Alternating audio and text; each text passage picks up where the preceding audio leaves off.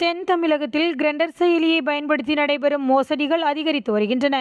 இந்த ஆண்டு இதுவரை 10 மாவட்டங்களில் குறைந்தது 23 வழக்குகள் பதிவாகியுள்ளன.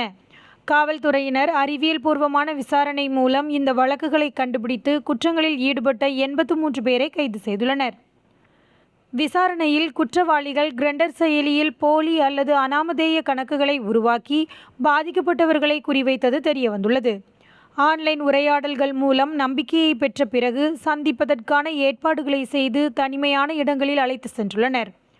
பாதிக்கப்பட்டவர்கள் தனியாக வந்தவுடன் அவர்களின் பாலியல் தேவையை பூர்த்தி செய்து கொண்டு தனிப்பட்ட உரையாடல்கள் வெளியிடப்படும் என்று மிரட்டப்பட்டுள்ளனர். மேலும் சமூக அவமானம் குறித்த பயத்தை பயன்படுத்தி குற்றவாளிகள் பணம், கைபேசிகள் மற்றும் மதிப்புமிக்க பொருட்களை கொள்ளையடித்துள்ளனர். பல சந்தர்ப்பங்களில் பாதிக்கப்பட்டவர்கள் UPI பின் எண்கள், இணைய வங்கி சேவைகள் அல்லது OTPக்களை வெளியிடுமாறு கட்டாயப்படுத்தப்பட்டுள்ளனர்.